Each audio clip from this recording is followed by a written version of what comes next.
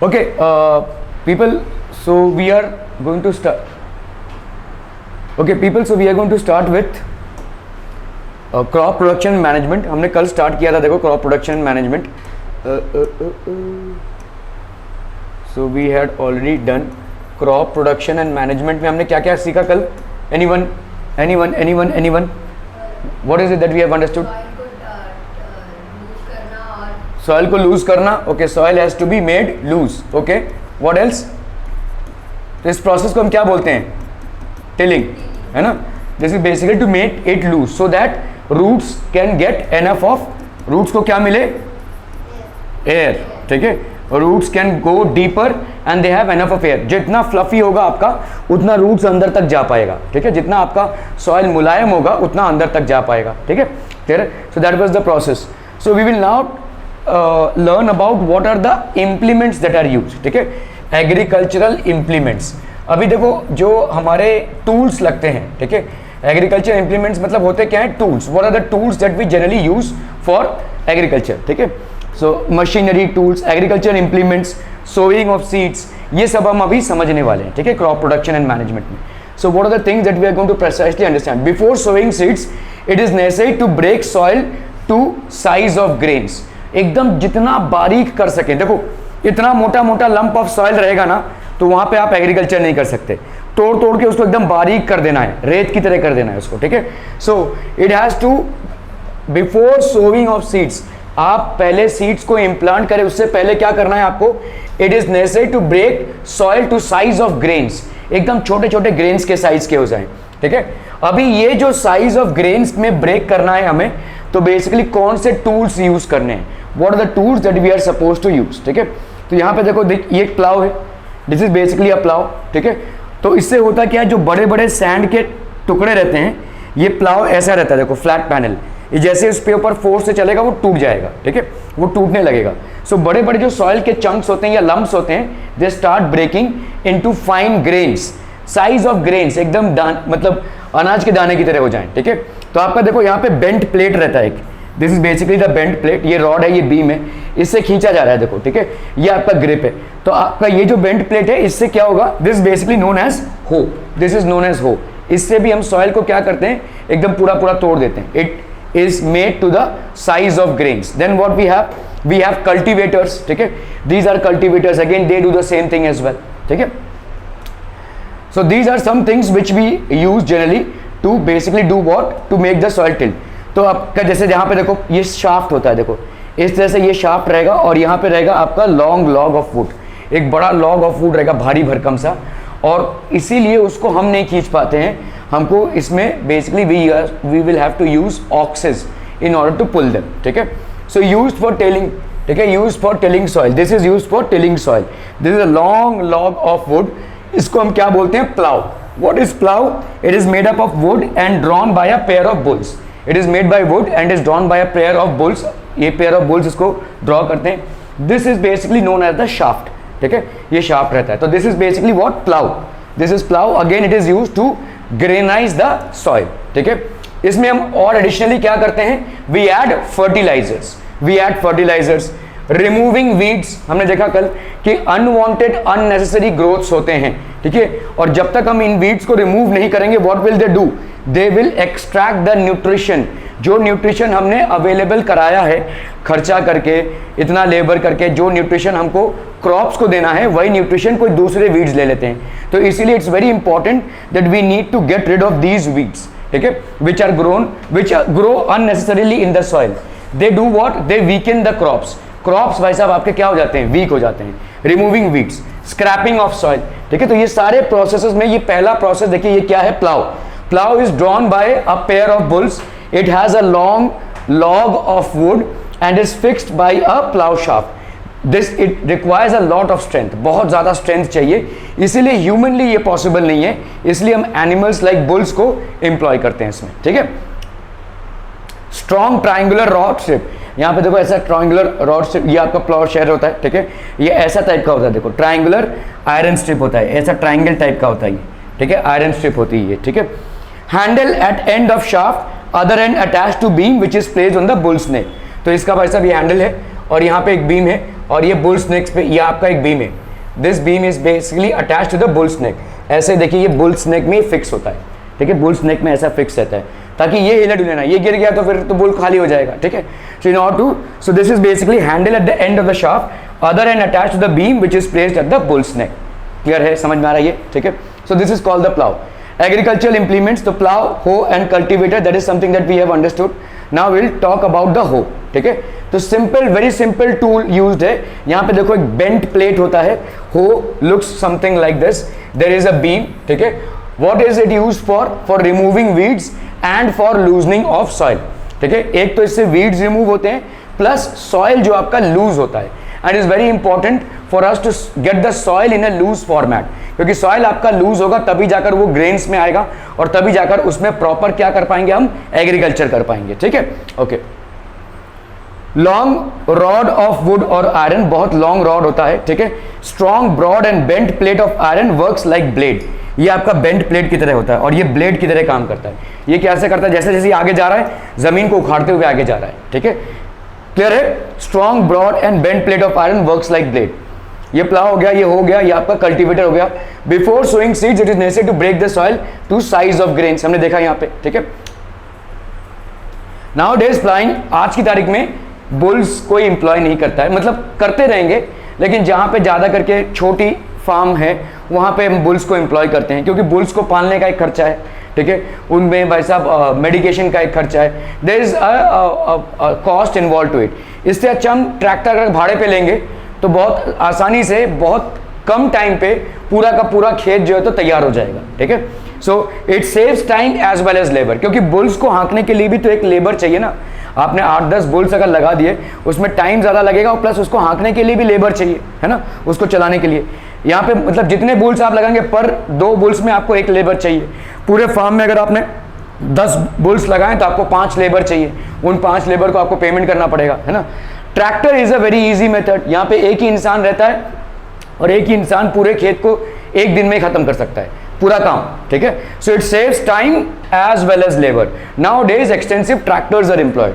Now days ploughing is done using tractor driven cultivator, तो ये आपके ट्रैक्टर ड्रिवन कल्टीवेटर्स होते हैं और प्लाविंग इससे होती है। जमीन जो तैयार होती है before basically cultivation is done. Sowing is the most important part of crop production. आपका जो सोविंग है मतलब सीड्स को प्लांट करना, अगर ये ठीक तरह से नहीं होगा then the crop production would not be that great, उतना अच्छा क्रॉप प्रोडक्शन आपका नहीं होगा। So it's one of the most important parts. हम सीड्स को सो करते हैं मतलब ज़मीन में डालना और उसी से आपके प्लांट्स निकलते हैं।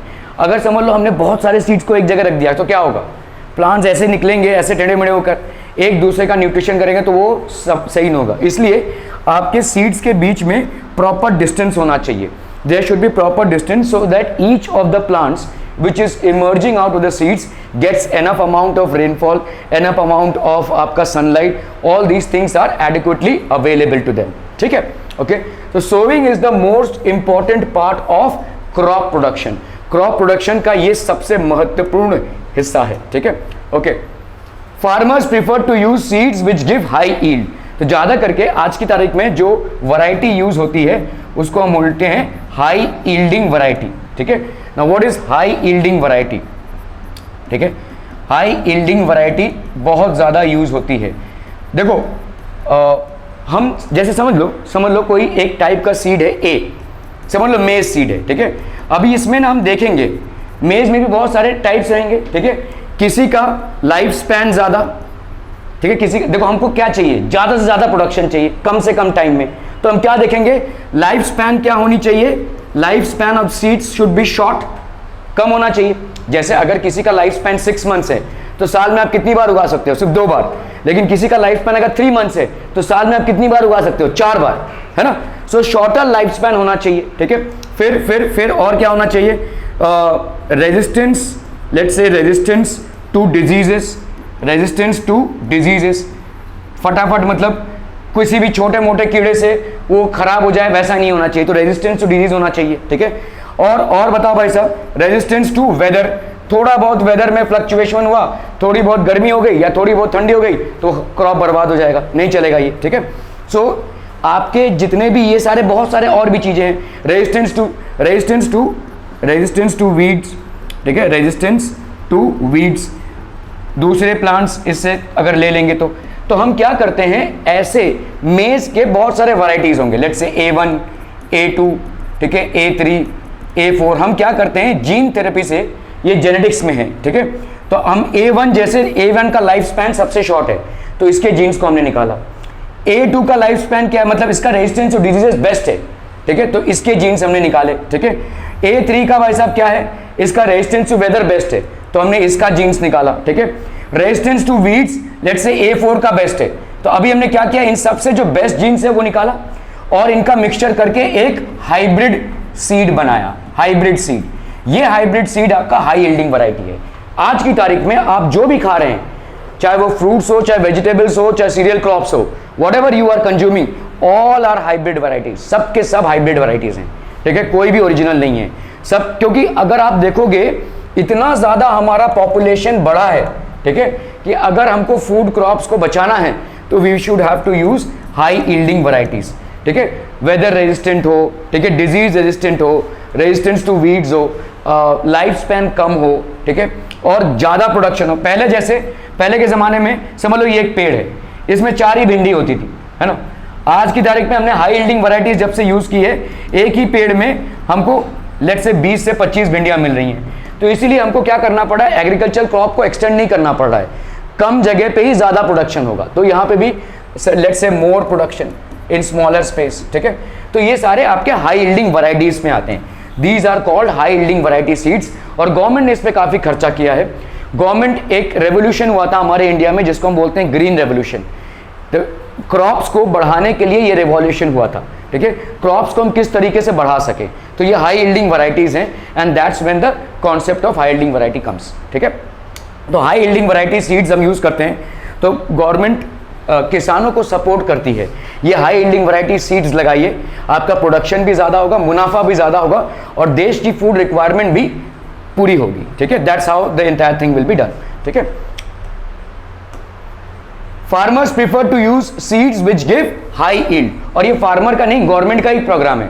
गवर्नमेंट ही बोल रही है कि भाई साहब आप ज्यादा से ज्यादा क्या यूज कीजिए, आप high yielding variety seeds use कीजिए, that will give you greater benefits.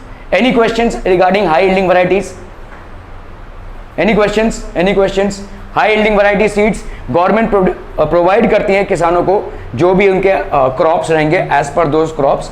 So these high yielding varieties are cultivated in order to get the maximum output, ठीक है, okay. An appropriate distance between seeds is important to avoid overcrowding of plants. तो आप देखो यहाँ पे appropriate distance maintain होनी चाहिए। अगर सब एक साथ हमने लगा दिया तो क्या होगा, overcrowding हो जाएगी, ना किसी को properly sunlight मिलेगा, ना water मिलेगा, फिर क्या होगी, मतलब जद्दोजहद होगी, then there will be a struggle for existence, ठीक है, okay. So this is done to avoid overcrowding. Okay, this allows plants to get sufficient sunlight, nutrients and water from soil.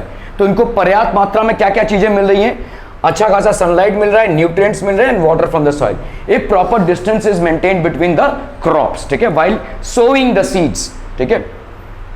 Sometimes a few plants have to be removed to prevent overcrowding. कभी कभी क्या होता है, जैसे ही overcrowding होने लगता है तो हमको थोड़े प्लांट्स को रिमूव करने पड़ते हैं, क्योंकि अगर हम उन प्लांट्स को रिमूव नहीं करेंगे तो स्ट्रगल होएगा और स्ट्रगल में दोनों प्लांट्स अच्छे नहीं होंगे, तो इससे अच्छा एक प्लांट को रिमूव कर दो, ठीक है। Sometimes it is done, okay. Traditional tool for sowing, sowing मतलब क्या होता है, what is sowing, implanting of seeds. Sowing मतलब सीड्स को जमीन में गाड़ना, ठीक है, that is implanting of seeds. What are the traditional tools, देखिए यहाँ पे ऐसे सीड्स बड़े होते हैं, ये सीड्स बड़े होते हैं और यहाँ पे ऐसे जमीन में ये गिरते जाते हैं जैसे जैसे हम इसको चलाते जाते हैं, ठीक है।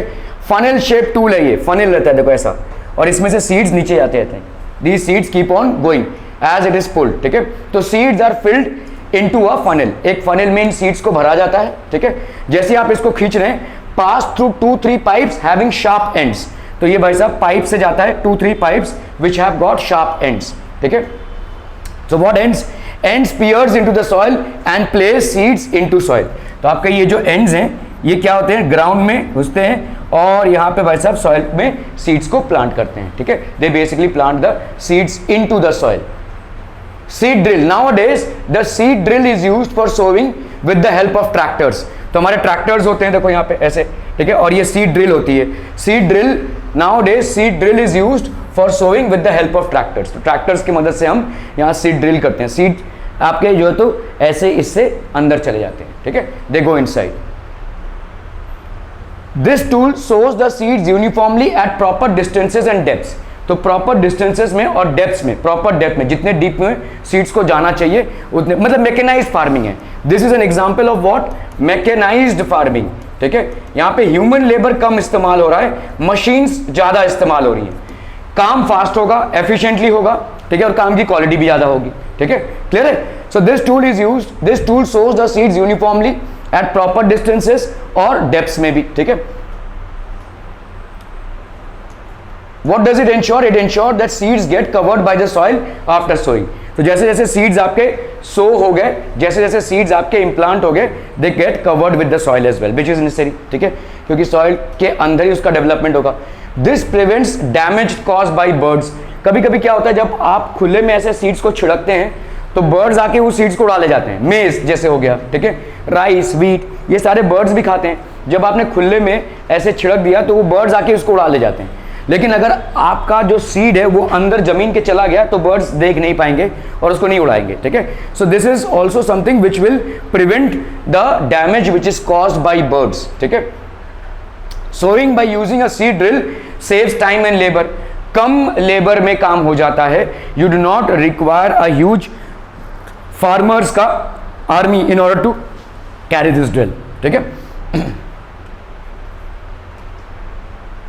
Adding manure and fertilizers. Now we'll come to the part wherein we add manure and fertilizers to increase the productivity. हम क्या कर रहे हैं भाई साहब, मैन्योर ऐड कर रहे हैं और फर्टिलाइजर्स ऐड कर रहे हैं ताकि जमीन की प्रोडक्टिविटी बढ़े, ठीक है, जमीन की प्रोडक्टिविटी बढ़े। So let's look at it. Manure and fertilizers, the substances which are added to the soil, जो सब्सटेंसेस हम सॉइल में ऐड करते हैं in the form of nutrients for the healthy growth of plants are called manure and fertilizers. जिन substances को हम add करते हैं, ठीक है, in the form of nutrients for the healthy growth of plants, ठीक है, हेल्दी ग्रोथ ऑफ प्लांट्स के लिए जो सब्सटेंसेस हम ऐड करते हैं इनको हम क्या बोलेंगे, मैन्योर एंड फर्टिलाइजर्स, ठीक है। These are known as manure and fertilizers. Are we clear on this one people, ठीक है।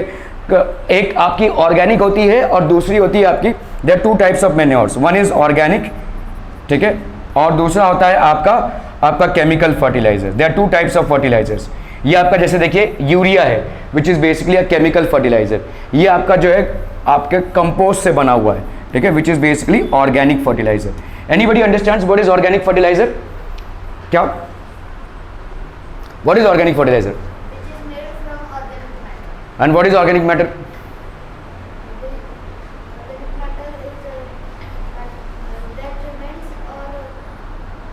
Organic matter is anything which is coming from living, ठीक है। जैसे आपके डेड प्लांट्स हो गए, प्लांट के जो क्रॉप्स है उनके पार्ट्स हो गए जो हम नहीं खाते हैं, ठीक है, नॉन एडिबल पार्ट्स, ठीक है। जैसे फ्लावर है, फ्लावर के पार्ट्स हो गए, ठीक है, डेड प्लांट्स के हो गए, और भी गोबर हो गया, ठीक है, एनिमल वेस्ट, ये सारे आपके ऑर्गेनिक मैटर हैं, ये सारे आपके ऑर्गेनिक मैटर है। अगर आपने कंपोस्ट बनाना है तो आप क्या कर सकते हैं, ज़मीन में गड्ढा कर दिया आपने और उसमें सारा ऑर्गेनिक मैटर, ऑर्गेनिक वेस्ट डाल दिया, ठीक है। जो सड़ी हुई सब्जियां हैं, ठीक है, या आपके जो सब्जियों के पार्ट्स आप नहीं खाते हैं, ठीक है, जैसे फ्लावर का बहुत सारा हिस्सा आप नहीं खाते हैं, ठीक है, गोभी का बहुत सारा हिस्सा आप नहीं खाते हैं, सो ये सारी चीज़ें, जैसे अनियन के बहुत सारे हिस्से आप नहीं खाते हैं, ये सारे ऑर्गेनिक चीज़ें हैं। इन सबको आपने इसमें डाल दिया अलॉन्ग विद गोबर, ठीक है। अगर आप देखिए जो लोग फार्मर्स होते हैं उनके घरों में ज़्यादा करके कैटल होता ही है तो गोबर मिल ही जाता है, ठीक है। ये गोबर वगैरह सब वेस्ट में डाल दिया और इसको कवर कर दिया। कुछ माइक्रो ऑर्गेनिजम्स भी डाल सकते हैं आप इसमें, ठीक है। अगर माइक्रो ऑर्गेनिजम्स डालेंगे तो उसको हम बोलते हैं वर्मी कंपोस्ट। अगर सिंपल डालेंगे तो उसको हम बोलेंगे compost. So compost is basically a fertilizer which is produced by the decomposition of organic matter, ठीक है, by the decomposition of organic matter. और ये फर्टिलाइजर बहुत यूजफुल होता है जमीन के लिए, ठीक है। ये वाले फर्टिलाइजर में एक प्रॉब्लम है, केमिकल फर्टिलाइजर में भी प्रोडक्टिविटी तो आपकी अच्छी होगी, लेकिन प्रॉब्लम है कि इसका हीट बहुत ज़्यादा है, जिससे क्या होगा, ज़मीन में जो माइक्रो ऑर्गेनिजम्स हैं वो मरने लगते हैं और ज़मीन की जो लाइफ है वो कम होने लगती है। तो अगर आप कोई किसान है and you have been using this type of fertilizer for a very long time, ज़मीन बंजर हो जाएगी, ज़मीन की प्रोडक्टिविटी ज़ीरो हो जाएगी। So it is always advisable, even government advises कि आपने अगर ऐसा टाइप का फर्टिलाइजर, केमिकल फर्टिलाइजर बहुत दिनों तक यूज़ किया है you should start using organic fertilizer as well. तो आपने समझ लो 1 साल क्या किया, केमिकल फर्टिलाइजर यूज किया, ब्रेक दिया और जमीन पे क्या किया आपने, तो आपका साहब हार्वेस्टिंग वगैरह हो गया, आपने क्या किया, जमीन पे ऑर्गेनिक फर्टिलाइजर बिछड़ दिया। जैसे ही आप ऑर्गेनिक फर्टिलाइजर फैलाएंगे आपके माइक्रो ऑर्गेनिजम्स फिर से लाइवली हो जाएंगे, ठीक है। So in order to increase the life of the soil organic fertilisers are best, ठीक है, ऑर्गेनिक फर्टिलाइजर्स बेस्ट। ये आपके केमिकल फर्टिलाइजर्स प्रोडक्टिविटी तो बढ़ाएंगे लेकिन साथ ही साथ जमीन की लाइफ खत्म कर देंगे। एक ऐसा टाइम आ जाएगा कि आप अगर 10 साल 12 साल तक जमीन में सिर्फ और सिर्फ ऑर्गेनिक फर्टिलाइजर्स अपना केमिकल फर्टिलाइजर्स यूज करेंगे तो एक टाइम आएगा कि फर्टिलाइजर डालने के बाद भी प्लांट उगेगा नहीं, क्योंकि जमीन की लाइफ खत्म हो गई है, there is no microorganisms left, ठीक है। Okay, so we have something called as manure and we have something called as fertilizers. What are manures? Manures are prepared by the decomposition of living matter, organic matter, decomposition of organic matter, and fertilizers are produced chemically. Fertilizers are produced chemically. Soil supplies mineral nutrients to the crop. ठीक है, बहुत सारे minerals जो हैं जो crop के growth के लिए ज़रूरी है। हमारे बॉडी को जैसे बहुत सारे विटामिन और मिनरल्स की ज़रूरत है, वैसे ही प्लांट्स के ग्रोथ के लिए भी बहुत सारे मिनरल्स की ज़रूरत है। अभी उनको मिनरल्स कहाँ से मिलेगा, हमको तो मिनरल्स फूड से मिलता है, प्लांट्स को मिनरल्स कहाँ से मिलेगा, ऑब्वियसली सॉइल से, ठीक है। The soil is basically the supplier of many type of minerals to the plant, ठीक है। तो soil supplies mineral nutrients to the crop. Clear है, क्लियर है, बहुत बढ़िया। Any questions so far people? Any questions? No. These nutrients are essential for the growth of the plant. जितना ये nutrients receive करेंगे growth of the plant के लिए बहुत necessary है, ठीक है। The more is the nutrients supplied, the more effective would be the growth, ठीक है। So जो भी soil nutrients में rich होगा उस soil में crop की growth बहुत अच्छी होगी, ठीक है, clear है। Continuous growing of crops makes the soil poorer in certain nutrients. अभी देखो क्रॉप्स क्या है, न्यूट्रिएंट्स को निचोड़ेंगे, तो आप बहुत दिनों तक अगर कोई सॉइल में क्रॉपिंग कर रहे हैं there will be a time when the soil will not be able to supply any more nutrients, क्योंकि उसका पूरा न्यूट्रिएंट्स क्रॉप्स ने ड्रेन आउट कर लिया है, तो वो जमीन बंजर हो जाएगी। इस जमीन को रिएक्टिव करने के लिए हम क्या करेंगे, मैन्योर ऐड करेंगे। मैन्योर मतलब organic fertilizer, not fertilizer, organic fertilizer, compost, vermicompost, etc. We'll add them in order to increase the life of the soil. So continuous growing of crops for a very long time, if the field or the agricultural field is exposed to continuous growing of crops, the longevity of the field will die out, okay, and will become poorer. Therefore farmers have to add manure. Manure is again what people are, what is it manure? Bola bola bola bola. This is basically organic fertilizer, okay. These are organic fertilizers, ठीक है, they are prepared by the decomposition of organic matter, ठीक है, okay. तो ये देखिए आपका organic fertiliser है, इसको अगर आप सॉइल में छिड़काएंगे तो सॉइल की लाइफ फिर से तैयार होगी, ठीक है। So after every harvest it is suggested that organic fertilizers को कम से कम एक बार तो छिड़कना चाहिए। After every harvest organic fertilizer should be spread on the soil, ठीक है। This replenishes the soil with nutrients, तो आपके सॉइल में न्यूट्रिएंट्स फिर से भरपूर हो जाते हैं। Carbon, nitrogen, calcium, hydrogen, oxygen, sulphur, phosphorus, magnesium, potassium, ये जितने भी टाइप के आपके न्यूट्रिएंट्स हैं फिर से ये सॉइल में रेस्टोर हो जाते हैं, क्योंकि ये न्यूट्रिएंट्स अगले क्रॉप को लगेंगे फॉर देयर डेवलपमेंट, ठीक है। This process is called manuring. इस प्रोसेस को हम क्या बोलेंगे, manuring, okay. Adding manure and fertilizers, improper or insufficient manuring results in weaker plants. अगर आपकी manuring properly नहीं होगी तो देखो ऐसे मरे हुए plants पैदा होंगे, कुछ दूर तक grow करेंगे, उसके बाद they will not be able to sustain and they will die out. So before reaching the final stage of production or before being ready for harvest, the plants will die out. ठीक है। सो अगर हम manure और fertilisers add कर रहे हैं, improper और insufficient manuring, अगर हमारे इम्प्रॉपर और इनसफिशिएंट मैन्योरिंग होती है that would basically result in very weak plants, ठीक है, very weak plants, and they will die out, they will not be able to produce the desired foods that are required to be produced by them, okay. Manure is organic substance obtain from the decomposition of plant और animal waste. तो जैसे मैंने आपको बताया कि गड्ढा खोदा जाता है, बड़े बड़े गड्ढे खोदे जाते हैं, उसमें सारा वेस्ट डाल दिया जाता है, उसको कवर कर दिया जाता है, with in 15 to 20 days the manure is ready. और ये ऑटोमेटिक प्रोसेस है, आपको कुछ नहीं करना पड़ता। ज़मीन में गड्ढा करना पड़ेगा, सारा जितना भी ऑर्गेनिक वेस्ट है, गोबर से लेकर आपके वेजिटेबल क्रॉप्स वेस्ट सारा कुछ उसमें डाल दीजिए, उसको कवर कर दीजिए, 15-20 दिनों में अपने आप बन के तैयार हो जाएगा, नेचर ही बना देगी। ठीक है, अगर आपने उसमें थोड़े बहुत वॉर्म्स डाल दिए, ये मिलते हैं, वॉर्म्स मिलते हैं बेसिकली, ठीक है, किसानों को मिलते हैं, वो वॉर्म्स डाल देंगे तो वो और फटाफट हो जाएगा, जो 20 दिन में बनना रहेगा वो 10 दिन में बन जाएगा।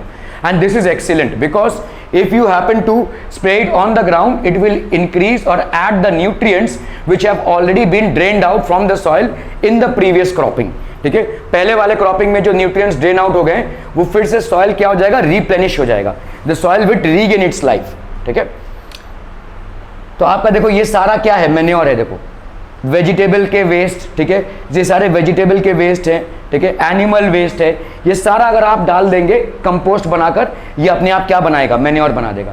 ये ट्रांसफॉर्मेशन है, देखो ये सारा क्या है भाई साहब, आपके मैन्योर्स का डिकम्पोजिशन है जो ये बना रहा है। ठीक है, this is what is getting formed. ठीक है, गोबर हो गया, देखो गोबर, ठीक है, और ये animal waste and plant waste, if you happen to combine them and put it in a pit after decomposition, this is what is manufactured. ये आपका भाई साहब क्या हो जाएगा, manure, excellent for the soil. ठीक है, which is excellent for the soil.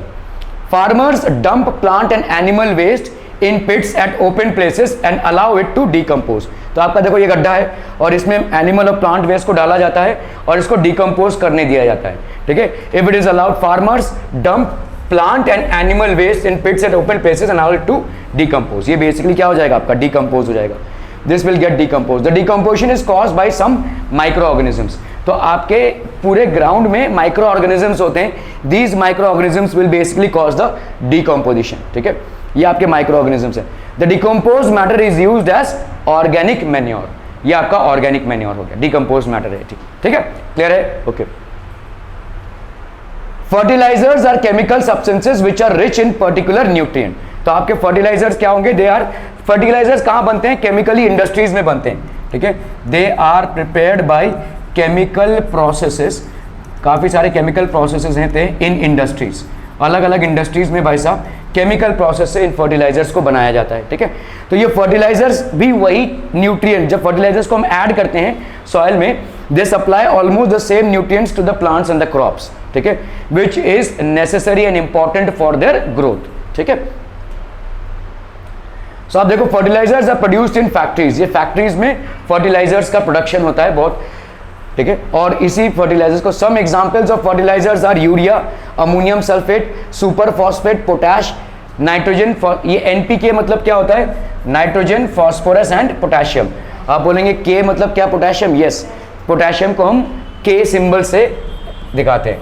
के actually is Latin name potassium का कैलियम है। ठीक है, तो इसीलिए हम वो सिंबल यूज करते हैं। तो NPK basically means what, nitrogen, phosphorus and potassium. What are the other fertilizers that are manufactured? These are chemical fertilizers. Urea, ammonium sulfate, superphosphate, potash, NPK, all these are basically chemical fertilizers which are manufactured. Okay? So आपका देखो जैसे urea हो गया ये, ठीक है, ammonium sulphate हो गया, this is basically ammonium sulfate. Then we have superphosphate. These are superphosphate granules which are spread in the. Then we have potash.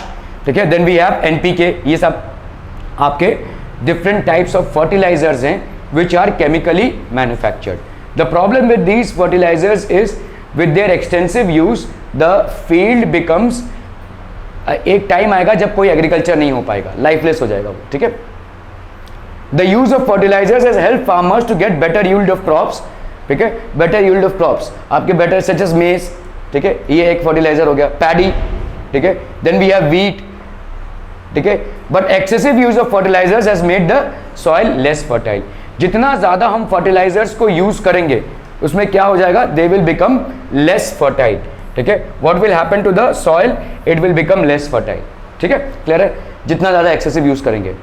Fertiliser has also become a source of water pollution.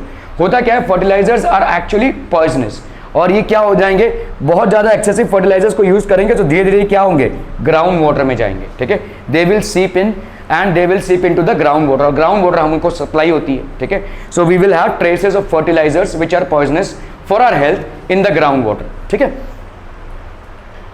fertility of the soil, therefore in order to maintain the fertility of the soil, what do we have to do, we have to use organic fertilizers, ठीक है, substitute fertilizers by organic manure. आपका जितना आप fertiliser को organic manure से substitute करेंगे उतना आपके जमीन का जीवन बढ़ेगा, ठीक है, it will be more productive, ठीक है।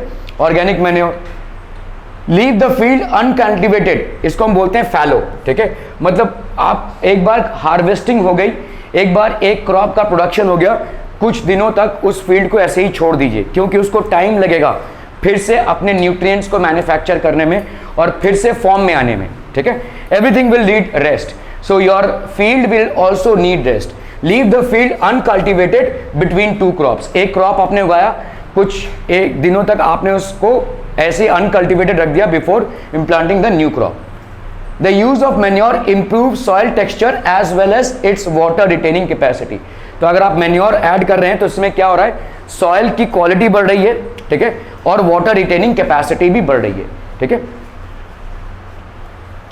It replenishes the soil with all the nutrients, अगर आप देखोगे सारे जितने भी न्यूट्रिएंट्स हैं वो सॉइल में फिर से आ जाते हैं। कार्बन हो गया, नाइट्रोजन हो गया, calcium, hydrogen, oxygen, sulphur, phosphorus, magnesium, potassium, which are all required for the growth of the soil, they are basically replenished in the soil. Another method of replenishing the soil with nutrients is through crop rotation. मतलब आप क्या करो कि एक बार wheat किया, दूसरी बार आपने दूसरा कोई क्रॉप किया, ठीक है, तीसरी बार आपने कोई तीसरा क्रॉप किया, मतलब एक ही टाइप का क्रॉप मत करो। एक ही टाइप का क्रॉप अगर उगाते रहोगे तो एक टाइप के क्रॉप की एक पर्टिकुलर मिनरल रिक्वायरमेंट रहेगी और वो मिनरल बार बार यूज होता रहेगा, तो उस मिनरल का बार बार लॉस होता रहेगा, ठीक है। This can be done by growing different crops alternatively, ठीक है, आप अलग अलग क्रॉप्स को यूज कर रहे हैं ऑल्टरनेटिवली, ठीक है। Just one moment.